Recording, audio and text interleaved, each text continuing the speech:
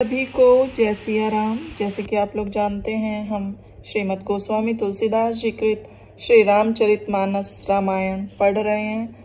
पिछले वीडियो में हमने पढ़ा था, यदि बालक अनुचित भी करे तो गुरु माता पिता प्रसन्न होते हैं।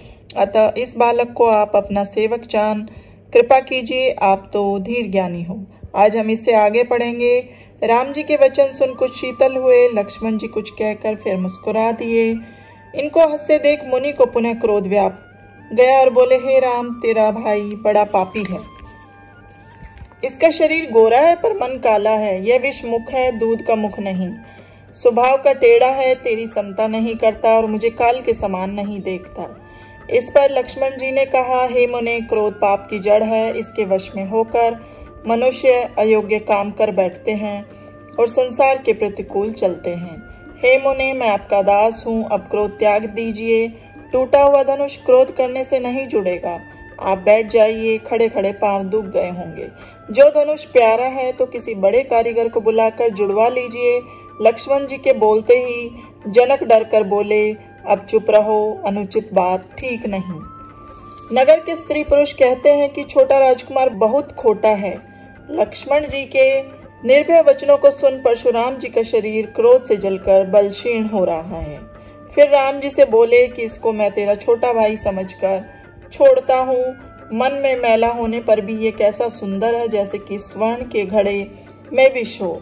यह सुन लक्ष्मण जी फिर हंसे, किंतु राम जी ने उनको टेढ़ी निगाह से देखा, जिससे सकुचाकर कटु वचन कहना छोड़कर वह गुरु के समीप चले गए। फिर राम जी दोनों हाथ जोड़ शीतल वाणी से बोले, हे नाथ, सुनो, आप तो स्वभाव से ही ज्ञानी हो। इस बालक की बातों पर ध्यान देना ठीक नहीं। और बालक का एक ही स्वभाव है, इनको संत लोग दोष नहीं लगाते। हे नाथ, इसने आपका कुछ काम नहीं बिगाड़ा है, आपका अपराधी तो मैं हूँ। हे स्वामी, कृपा, क्रोध, वध और बंधन जो कुछ करना हो मुझ पर कीजिए। हे मुनि, जिस तरह आपका क्रोध शांत हो सो शीघ्र कहो, मैं वही उपाय करूं। मुनि ने कहा, हे राम, मेरी रीस कैसे जाए। अब भी तेरा छोटा भाई टेढ़ी निगाह से देखता है। जो इसके कंठ में फरसा न मारा तो मैंने क्रोध करके ही क्या किया। जिस कुठार के घोर शब्द को सुन राजाओं की रानियों के गर्भ गिर जाते हैं, उसी कुठार के होते हुए भी बैरी राजपुत्र को देखता हूँ। क्रोध से छाती जलती है, हाथ नहीं जलता है। यह कुठार ही भोतरा हो गया है, विधाता भी टेढ़ा हो गया, जो स्वभाव बदल गया। मेरे हृदय में किसी के लिए दया कैसी। आज विधाता ने कठिन दुख सहन कराया है। यह सुन लक्ष्मण जी ने हंसकर कहा, हे नाथ, आप कृपा की मूर्ति हो, आपके वचन भी फूल से झरते हैं। जो कृपा करने से आपका शरीर जलता है तो क्रोध करने पर तो विधाता ही रक्षा करेंगे। हे जनक, ये बालक अब यमपुर जाना चाहता है, इसे मेरी आंखों के आगे से हटा लो। यह छोटा राजकुमार बहुत खोटा है। लक्ष्मण जी ने कहा, हे मुनि, आंखें मूंद लेने पर कोई नहीं दिखेगा। लक्ष्मण जी के ऐसे कटु शब्द सुनकर परशुराम जी राम जी से क्रोध युक्त वचन बोले कि हे शठ, शिव जी के धनुष को तोड़कर तू हमें क्या समझाता है। तेरा भाई तेरी सम्मति से कटु बोलता है, तू छल से हाथ जोड़कर विनय करता है। या तो तू मुझसे संग्राम कर, नहीं तो राम कहलाना छोड़ दे। कपट को त्याग कर संग्राम कर, नहीं तो मैं तुझे भाई सहित मार डालूंगा। परशुराम फरसा उठाकर कह रहे हैं और राम जी शीर नवाकर हंस रहे हैं। सोचा, दोष लक्ष्मण का है, क्रोध हम पर करते हैं। कभी कभी सीधेपन से भी बड़ा दोष होता है। टेढ़ा जानकर सब डरते हैं, राहु भी टेढ़े चंद्रमा को नहीं ग्रसता। राम जी ने कहा, हे मुनीश, क्रोध को त्यागिए। आपके हाथ में कुठार है और मेरा सिर आगे है। मुझे सेवक जान वही करिए जिससे आपका क्रोध जाए। हे विप्रवर, क्रोध को त्याग दीजिए। स्वामी और सेवक की लड़ाई कैसी। आपके वेश को देखकर बालक ने कुछ कहा था, इसमें इसका कुछ भी दोष नहीं है। आपको कुठार बाण धनुष लिए देख वीर जान बालक को क्रोध हो आया। वह आपका नाम तो जानता है, पहचानता नहीं। इसी कारण इसने ऐसा उत्तर दिया। जो आप मुनि की तरह आते तो यह बालक आपके चरणों की धूलि मस्तक पर रखता। अनजाने की भूल क्षमा कीजिए। ब्राह्मण के हृदय में तो दया होनी चाहिए। हे स्वामी, हमारी आपकी बराबरी कैसी। कहाँ तो चरण और कहाँ मस्तक, कहाँ तो मेरा राम, मात्र छोटा सा नाम कहाँ आपका परशु सहित इतना बड़ा नाम। हे देव, हमारा केवल धनुष ही एक गुण है, आपके तो अन्य पवित्र 9 गुण हैं। हम तो सब तरह से आपके सन्मुख हारे। हे विप्रवर, हमारे अपराध क्षमा कीजिए। राम जी ने परशुराम जी से बार बार मुनि, विप्रवर आदि कहा, जिस पर परशुराम जी क्रोधित हो बोले, हे राम, तू भी अपने भाई के समान क्रूर है। क्या तुम मुझे निरा ब्राह्मण ही समझते हो? मैं जैसा ब्राह्मण हूँ सो सुनो। मेरा धनुष श्रवा बाण आहुति और मेरा क्रोध घोर अग्नि है। यह चतुरंगनी सेना समिधा है। जो बड़े बड़े राजा आए हैं सोई पशु हैं। मैंने जिनको इस फरसे से काट बलिदान कर करोड़ों संग्राम यज्ञ किए हैं। तू मेरे प्रभाव को न जानकर केवल ब्राह्मण समझकर बोलता है। धनुष के तोड़ने से तेरा घमंड बढ़ गया है और ऐसा अहंकार है मानो विश्व विजय की हो। राम जी ने कहा, हे मुनि, विचार कर कहिए। हमारा अपराध तो थोड़ा है पर आपका क्रोध प्रचंड है। पुराना धनुष था, छूते ही टूट गया। मैं इस पर क्या अभिमान करूं? हे भृगुनाथ, यदि हम ब्राह्मण समझकर आपका निरादर करें तो फिर संसार में ऐसा कौन सा वीर है जिसको डर के मारे मस्तक नवावें। देवता, दैत्य, दानव और योद्धा बल में चाहे समान हो या अधिक हो, जो कोई भी हमको रण में ललकारे तो हम उससे भी सुखपूर्वक लड़ेंगे, चाहे काल ही क्यों ना हो। जो क्षत्रिय लड़ाई से डरे उसे कुल में कलंकी नीच जानो। मैं स्वभाव से कहता हूँ, कुल की प्रशंसा करके नहीं। रघुवंशी रण में काल से भी नहीं डरते। विप्र वंश की ऐसी प्रभुता है कि जो तुमसे डरता है वह अभय हो जाता है। राम जी के इन गूढ़ वचनों को सुनकर परशुराम जी की बुद्धि के कपाट खुल गए और बोले, हे राम जी, यह रमापति का धनुष लेकर इसे चढ़ाइए, जिससे मेरा संदेह मिटे। धनुष देते ही स्वयं चढ़ गया। तब परशुराम जी को बड़ा विस्मय हुआ। जब उनको राम जी का प्रभाव ज्ञात हो गया तो उनका शरीर आनंद से पुलकित हो गया। उनके हृदय में प्रेम नहीं समाता था। वह हाथ जोड़ बोले, हे रघुकुल रूपी कमल वन के सूर्य, हे गहन राक्षस कुल को भस्म करने के लिए अग्नि स्वरूप, आपकी जय हो।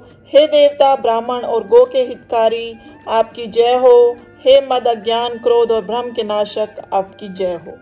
हे विनयशील, दया और गुणों के सागर, हे वचनों की रचना में अति चतुर, आपकी जय हो। हे भक्तों को सुख देने वाले, संपूर्ण सुंदर अंग वाले, हे करोड़ों कामदेव की छवि शरीर में धारण करने वाले प्रभु, आपकी जय हो। मैं आपकी क्या प्रशंसा करूं, हे शिव जी के मानसरोवर के हंस, आपकी जय हो। मैंने जो अनुचित वचन कहे हो, हे क्षमा के धाम, दोनों भाई क्षमा करिए। राम जी की जय हो कहते हुए परशुराम जी वन में तप करने चले गए। कुटिल राजा डर से डरने लगे। कायर उठ कर घर को चलने लगे। देवतागण दुंदुभी बजाने लगे और प्रभु पर फूल बरसाने लगे। नगर के सब नर नारी प्रसन्न हो गए और उनका अज्ञान, भय तथा कलेश मिट गया। घनघोर बाजे बजने लगे।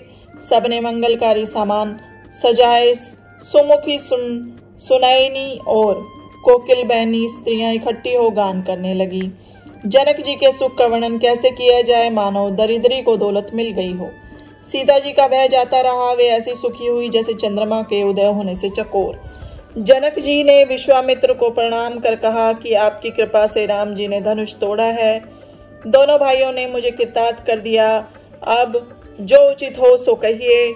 मुनि ने कहा कि हे राजा, विवाह तो धनुष के अधीन था, सो विवाह तो धनुष के टूटते ही हो गया।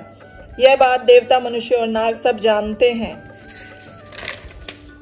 तो भी हे राजन, अब तुम जाओ और ब्राह्मण कुल के बड़े लोग तथा गुरु से पूछकर जैसा वेद का आचार है और जैसी तुम्हारे कुल की रीति है सो करो, और अयोध्या को दूत भेजकर दशरथ जी को बुलावें। राजा ने प्रसन्न हो कहा, हे कृपा सागर, बहुत अच्छा, और उसी समय अयोध्या को दूत भेज दिए। फिर सब साहूकार बुलाए। उनने आकर मस्तक नवाया। उनसे राजा ने कहा, दुकान, मार्ग, महल और देवालय आदि सब नगर चारों ओर से सजाओ। सब प्रसन्न होकर अपने अपने घर आए। फिर राजा ने नौकरों को बुलाकर कहा, बहुत विचित्र मंडप बनाओ। वे लोग आज्ञा सिर पर धारण कर चले। उन्होंने गुणियों को बुलाया तो मंडप बनाने में कुशल थे, जिनने विधाता की वंदना कर कार्य आरंभ किया और स्वर्ण में केले के स्तंभ बनाए, हरित मणियों के पत्ते और फल बनाए, तथा माणिक के फूल बनाए। उसका अद्भुत बनावट को देखकर ब्रह्मा के मन में भी भ्रम हो गया। सब बांस हरी हरी मणियों के बनाए वे पत्ता सहित ऐसे सींचे थे कि पहचाने नहीं जाते। सुवर्ण की नागबेल बनाई जो पत्ता सहित ऐसी सुंदर थी कि पहचानी नहीं जाती। उसी के रच पच कर बंद बनाए, बीच बीच में मोतियों की लड़ियां लटकाई, मणिक, नीलम, हीरा और पिरोजा की पच्चीकारी करके कमल बनाए। उन कमलों पर भौरे और रंग बिरंगे पक्षी बनाए जो पवन के सहारे से गूंजते हैं, और खंभों पर देवताओं की मूर्तियां बनाई जो मांगलिक द्रव्य हाथ में लिए खड़ी थी, और सुंदर गजमोतियों से अनेक प्रकार के चौक पुराए। नीलमणि की कोरों से बहुत उत्तम आम के पत्ते बनाए, सुवर्ण के वोर बनाए और नीलम के गुच्छे तथा उनको रेशम की डोरी में गूंथ कर लटकाया। वे बंधनवार ऐसी बनाई गई कि मानो कामदेव ने अपने फंदे संवारे हैं। अनेकों मंगल कलश चारों ओर ध्वजा पताका और चमर सजाए, मणियों के अनेक दीपक बनाए हैं। उस मंडप का वर्णन नहीं हो सकता जिस मंडप में जानकी जी बैठाई गई। ऐसा कौन कवि है जो उसका वर्णन करे। जहाँ गुण के समुद्र राम जी धुला है, वह मंडप तो मानो त्रिभुज का प्रकाशक है। जैसी शोभा जनक के महलों की है, वैसी शोभा नगर में घर घर दिख रही है। उस समय जिसने जनक के नगर को देखा, उसको 14 लोग तुच्छ लगने लगे। उस समय जो संपत्ति नीच के घर थी, उसे देख इंद्र भी मोहित होता था। जिस नगर में साक्षात लक्ष्मी जी कपट से स्त्री का वेश धर के निवास करती है, उस पुर की शोभा वर्णन करते शारदा और शेष जी भी सकुचाते हैं। जनक के दूत अयोध्यापुरी में पहुंचे और नगर को देख बड़े हर्षित हुए। उन्होंने राजद्वार पर खबर कराई। राजा दशरथ ने खबर पाते ही उनको बुलाया। उन्होंने प्रणाम कर चिट्ठी दी। राजा ने प्रसन्न हो स्वयं ली। चिट्ठी के बाँचते ही आंखों में जल भर आया, शरीर में रोमांच हो गया और छाती भर आई। हृदय में राम और लक्ष्मण हैं, हाथ में चिट्ठी लिए रह गए। खट्टी मीठी कुछ न कह सके, फिर धीरज धर चिट्ठी पढ़ी। सारी सभा प्रसन्न हुई। जब भरत और शत्रुघ्न को खेलते समय समाचार मिला तो वे भी चले आए और अत्यंत स्नेह से पूछते हैं कि हे तात, यह पत्रिका कहाँ से आई है। प्राण से प्यारे हमारे दोनों भाई कुशल से तो हैं, कहिए अब वे कौन से देश में हैं। ऐसे स्नेह भरे वचन सुनकर राजा ने पत्र को फिर पढ़ा। पत्र को सुनकर दोनों पुलकित हो गए। स्नेह के कारण फूले नहीं समाते थे। भरत की ऐसी पवित्र प्रीति को देख सब सभा ने अत्यंत सुख पाया। राजा ने दूतों को अपने पास बिठाकर मीठे वचन कहे कि भाई कहो, दोनों कुमार कुशल से तो हैं। तुमने अपनी आंखों से उनको अच्छी तरह देखा है। वे सांवले और गोरे धनुर्धारी किशोर अवस्था वाले विश्वामित्र मुनि के संग है। यदि तुम उनको पहचानते हो तो कहो। प्रेम के कारण राजा बार बार कहते हैं। जिस दिन से मुनि लिवाकर ले गए हैं, तब से सच्ची खबर आज मिली है। यह तो कहो कि जनक राजा ने उनको कैसे पहचाना। यह सुनकर दूत मुस्कुराए। हे राजाओं के मुकुटमणि दशरथ, सुनो, आपके समान कोई धन्य नहीं है। जिनके संसार को शोभित करने वाले राम लक्ष्मण सरीखे 2 पुत्र हैं। आपके पुत्र पूछने योग्य नहीं है। वे पुरुष सिंह तीनों लोकों में प्रकाशमान हैं। उनके यश और प्रताप के आगे चंद्रमा मलिन और सूर्य शीतल लगता है। हे नाथ, उनके लिए कहते हो किस तरह पहचाना। क्या सूर्य भी दीपक लेकर देखा जाता है। जानकी जी के स्वयंवर में एक से एक बढ़कर वीर राजा आए थे, किंतु शिव जी के धनुष को कोई न उठा सका। सब राजा बल करके हार गए। तीनों लोकों में जो वीर अभिमानी थे, उनकी शक्ति शिव जी के धनुष ने तोड़ दी। जो देवता और दैत्य सुमेरु को उठा सकते हैं, वे भी हार कर चले गए। जिसने खेल ही खेल में कैलाश उठा लिया था, उसने भी वहां हार पाई। आज के लिए सभी को जय सिया राम।